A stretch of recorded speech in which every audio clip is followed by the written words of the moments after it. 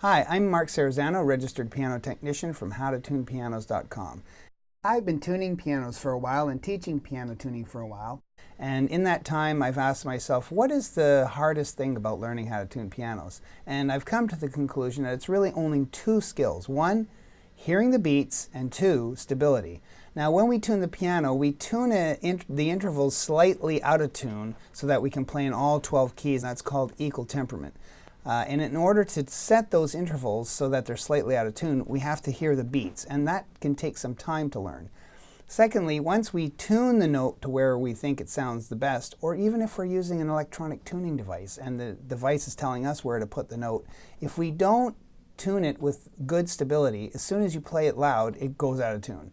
So those two skills. And keep watching the video. I'm going to show you how I teach people to acquire these skills. Being able to hear the beats, number one, and number two, being able to tune with good stability so that the string doesn't go out of tune.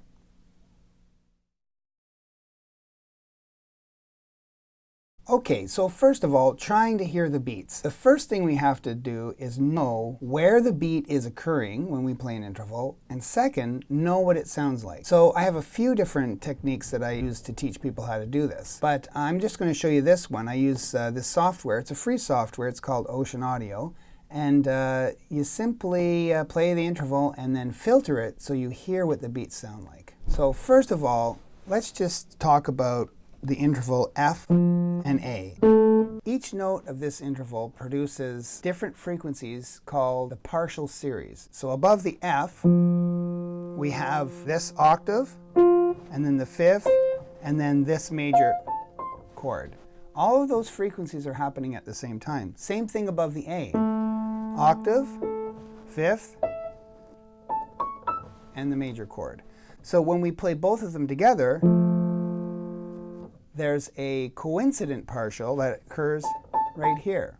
And if they are exactly the same frequency, there will be no beats. But when we tune the piano, we try to make this F to A about 7 beats per second. And when you play this interval, if it's not pure, there will be beating at that note. If you can hear it, it's a piece of cake. But can you hear that? Might not be so easy. So this is what I do. I record this, and what happens over time, the more you practice, your ear becomes a bandpass filter. So here is the bandpass filter turned off. As you get better, and your ear gets better, it starts to filter. And we're looking for that frequency, eh? Now that is the frequency that we are trying to hear. So by using Ocean Audio and understanding where the coincidental partial is, we can train our ear to better hear the beats. So for the major third, the coincidental partial is always 2 octaves above the top note. So we know where it occurs. And by using Ocean Audio, we can filter out the coincidental partial and know what it sounds like. So that's how I use Ocean Audio to help people learn how to hear the beats faster and to fast track their ear into developing. And once your ear develops, you can hear this clearly inside this.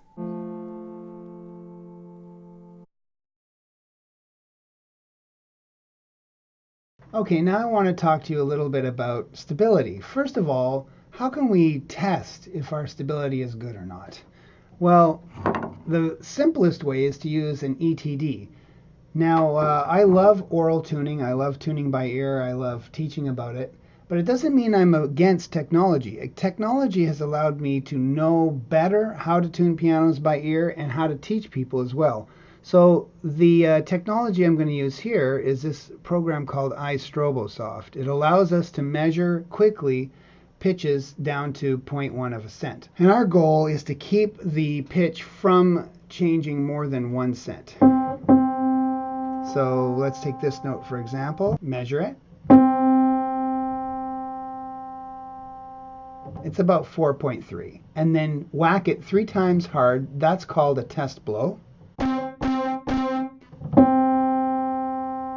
3.8, so that's less than a cent. For our purposes, that string was stable. In order to have a stable string, you need to have an appropriate hammer technique. The most common hammer technique is to put your hammer at 12 o'clock Go a little bit sharp, which it already is, if we're going to use the ETD as the judge, and then go a little bit flat. I call it go sharp, ease flat. So we're going to ease this flat.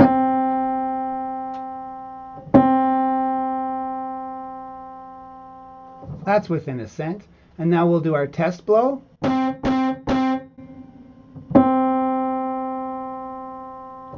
And it dropped 3 cents.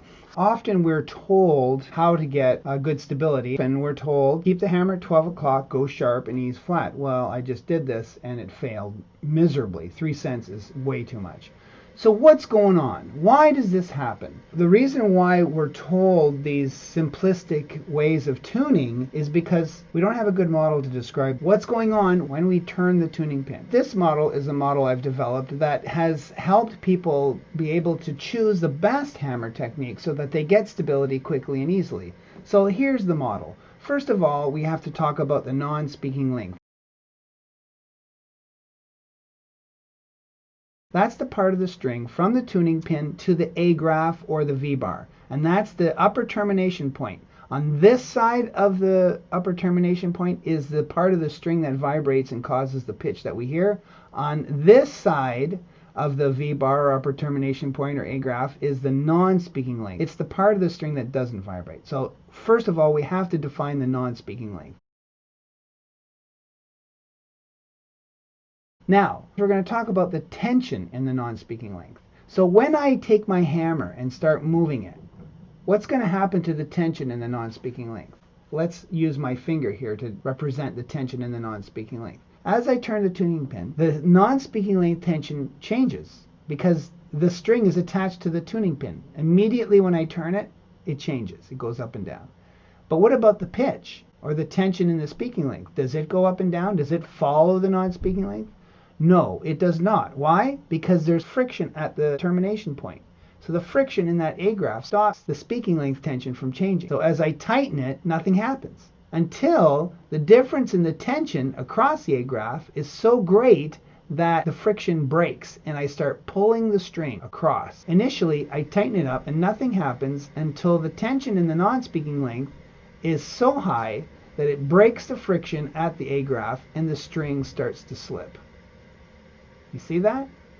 So in essence, we have a limit, an upper limit. An upper limit. And similarly, we have a lower limit. There's an upper limit and a lower limit where the string starts to slip. And if the string doesn't slip, there's no change in pitch. If you're going to change the pitch, you have to break the friction. Let's talk about what happens when I do a test blow. First of all, we're going to call this the tension band, which is an indication of the friction. But what happens when we do hard blows, eh? Well, what happens is the string is moving at the A graph. And when you have moving parts, the friction reduces. So that's what happens. So that's why if you leave the non-speaking length tension low or high in the band, as soon as you play a hard blow, it narrows, and now the non-speaking length tension is outside the band and the string slips. Similarly, if we did this up here, narrowing, outside, slippage. And that's what causes the string to slip. But let's talk about something else. When you play the string really hard, you can see that the string is vibrating.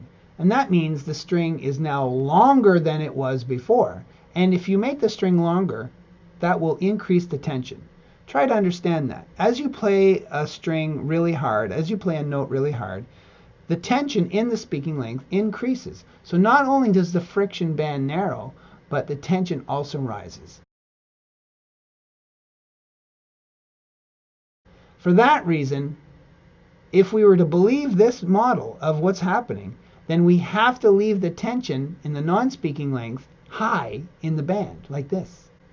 So that when we play it hard and it goes up and narrows, the non-speaking length tension stays within this tension band. This model works, okay? It works and it explains what's going on. One more thing I want to talk about is the unbending and the untwisting of the tuning pin. So why do people say put your hammer at 12 o'clock? It obviously does not produce stable tunings all the time because I just proved it didn't. But why do they say that? Well, what does happen is when you turn the pin also is bending side to side as you put force on the handle, okay? If I had my hammer at 3 o'clock, as I push on the handle, the pin is being bent forward. See that? And then as I pull, it's being bent backwards. So the bending is always perpendicular to the handle. So when you put your hammer at 12 o'clock, you are always having side-to-side bending that's perpendicular to the string and therefore does not affect as much the tension in the non-speaking length. That's a truth. But does that mean we want that? Well, obviously it didn't help us in this case, did it? First of all, we just want to understand that when you turn the pin, you're bending it. You're bending the pin perpendicular to the handle, okay? And then when you're done, the pin will unbend in the opposite direction, okay? So if I'm at 3 o'clock and I'm pulling, when I'm finished, the pin will bend the other way. So that's the bending during and after the tuning of the string. And the twisting happens, for this example, when I'm tightening, the twisting happens clockwise. As I'm pulling on the hammer, the pin is twisted clockwise. And when I let go, it untwists counterclockwise, okay? And the untwisting, in this case, will cause the non-speaking length tension to drop after I finish tuning the string. To understand what's going on in this case, we need to know what's happening to the non-speaking length tension while we're tuning the string and after we let go of the hammer. As you tighten the string, the non-speaking length tension is at the top of the band. As you loosen the string, the non-speaking length tension is at the bottom of the band. Now the question is, what happens after we let go of our hammer? Well, we know what we want to happen.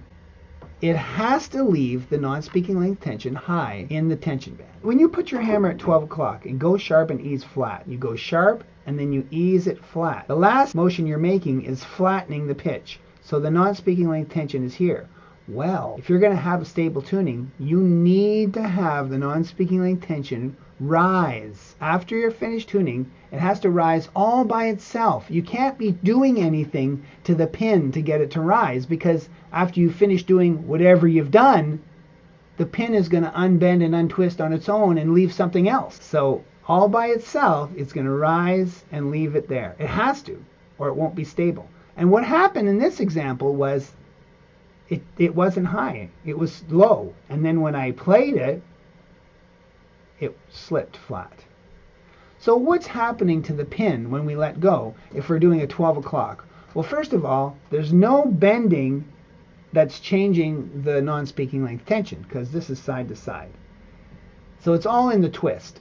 So when we loosen, or when we go sharp and then we're easing flat, when you ease it flat, you're turning the pin counterclockwise as you ease it flat, because the string is on the right side of the pin. Okay, so here's us easing it flat. And then when we're done, the pin will untwist clockwise. We go sharp and then we ease it flat. The untwisting of the tuning pin will raise the non-speaking length tension. But in this case, not enough. Hard blow, and it went flat. In order to choose the appropriate hammer technique to give you the best stability, you have to choose the hammer technique that leaves the non-speaking length tension tight in the band, okay? Another thing I want to show you, just because it's a safe way of testing your stability, these hard blows, some technicians will actually tune the whole piano like that, but they have to wear earplugs or they will lose their hearing. I personally don't like that. I use what's called a soft blow technique. It doesn't mean that I don't test my stability, I just don't use test blows. And how do I do that? Let's tune our C again by going sharp and easing it flat. We're about 0.7. So 0.7 cents sharp. Now, we could test this string by using a test blow, and we already know that the non-speaking length tension is low in the band. So when we play it really hard, the tension band is going to narrow and rise, and that's going to cause the non-speaking length tension to be outside the band, and it's going to slip and go flat. We already saw that happen. But what I like to do, because I don't like to use the test blows because they're damaging on my ears, is I use what's called the bend test. And all I do is I bend the pin towards the string slightly. That's it. Now, if I have a stable string, the non-speaking length tension is high in the band, and as I bend the tuning pin towards the string, the non-speaking length tension will drop. But because it's high in the band, it won't go outside the band, and that confirms a stable tuning. But if it's low in the band, as I bend the pin towards the string, the non-speaking length tension will lower until it goes outside the band and the string will slip. So here's this is called the bend test. This is a stable bend test, and this is an unstable bend test. The first thing happens is that the pitch drops, and as you continue to bend it, the pitch doesn't go down anymore. So let's see if that'll happen with this. I'm just going to press down on this. We get that 0.7, and as I bend down, it drops.